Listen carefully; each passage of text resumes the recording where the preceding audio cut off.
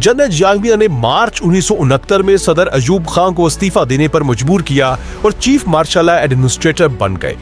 अब जनरल जाहिया एक ही वक्त में पाकिस्तान के सदर, चीफ ऑफ आर्मी स्टाफ और चीफ मार्शल एडमिनिस्ट्रेटर थे। वो चूंकि अयूब के जवाल के असबाब देख चुके थे, इसलिए उन्होंने फौरन सियासतदानों से कोई लड़ाई मोल लेने के बजाय अयूबी दौर में सियासी जमातों पर लगी पाबंदियों को खत्म किया। जनरल जाहिया खान ने अयूब का बनाया मुतनाज़ा आइन भी मनसूख कर दिया। उन्होंने दिसंबर 1970 में सदारती इंतखाबात कराए। ये पाकिस्तान की तारीख के पहले आम इंतखाबात थे जिसमें एक आदमी एक वोट का असूल इस्तेमाल हुआ। इन्हें पाकिस्तान की तारीख के सबसे शफाफ इंतखाबात कहा जाता है, लेकिन इन शफाफ इंतखाबात का नतीजा बहुत खौफनाक बरामद हुआ। इंतखाबात में बंगाल के शेख मुजीबुर रहमान ने मशरकी पाकिस्तान में क्लीन स्वीप किया और 160 नशिस्तें जीती, लेकिन उनकी जमात मगरबी पाकिस्तान ने एक सीट भी हासिल न कर सकी। इधर जुल्फकार अली भुट्टो ने मगरबी पाकिस्तान में 81 नशिस्तें जीती, लेकिन मशरकी पाकिस्तान में वो एक सीट भी न जीत सके। पाकिस्तान वाज़ेह तौर पर दो हिस्सों में बंट चुका था।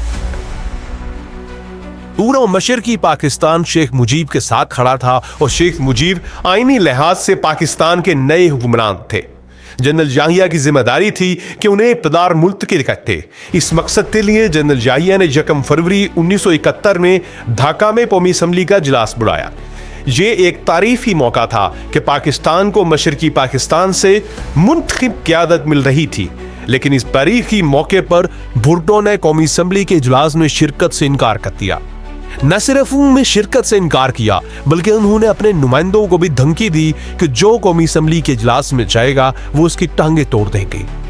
भुट्टो को शेख मुजीब के 6 नुकात पर एतराज था। भुट्टो समझते थे कि शेख मुजीब के 6 नुकात पाकिस्तान से अलहदगी के नुकात हैं, लेकिन माहिरीन कहते हैं कि शेख मुजीब पर एतराजात के बावजूद भुट्टो को इजलास में जरूर शिरकत करनी चाहिए थी।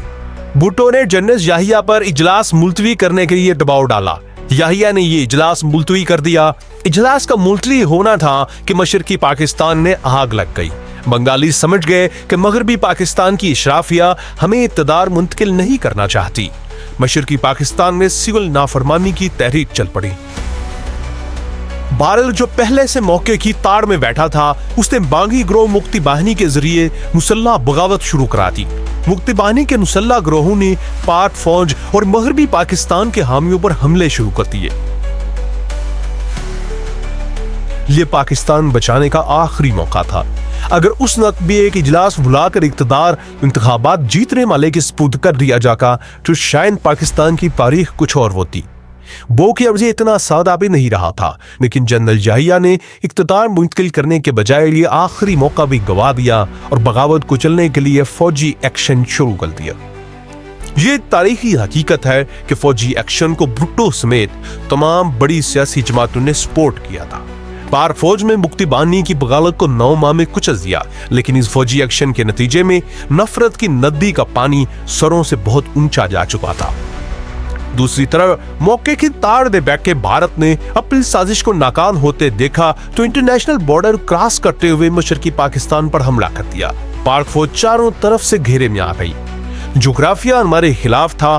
पाक फौज मरकज से 1000 मील दूर थी और चारों तरफ दुश्मन पूरी सप्लाई लाइन के साथ घेरा डाल चुका था, जबकि इधर सूरत हाल ये थी कि पाक फौज की सप्लाई लाइन पक चुकी थी और मशरकी पाकिस्तान की सरजमीन बेगानी हो चुकी थी। शिकस्त दीवार पर लिखी थी। इसके बावजूद पाक फौज के जवान बहादुरी से लड़े। वतन की खातिर हजारों जवान तक मरे, लेकिन ये एक हारी हुई जंग थी जिसे तूल तो दिया जा सकता था, जीता नहीं जा सकता था। और हुआ भी यही। पाकिस्तान को अपनी तारीख की सबसे शर्मनाक शिकस्त का सामना करना पड़ा और 90,000 पाकिस्तानी फौजी भारत के कैदी बन गए।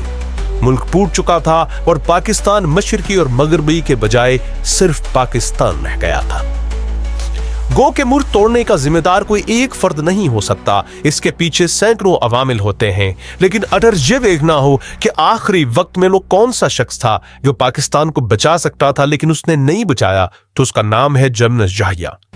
जनरल याहिया इसलिए कि उनकी बतौर सदर और चीफ मार्शल एडमिनिस्ट्रेटर की जिम्मेदारी थी कि इक़्तिदार सबसे ज्यादा वोट लेने वाले को इमाम बाई से मुंतकिल करते, लेकिन उन्होंने ऐसा नहीं किया।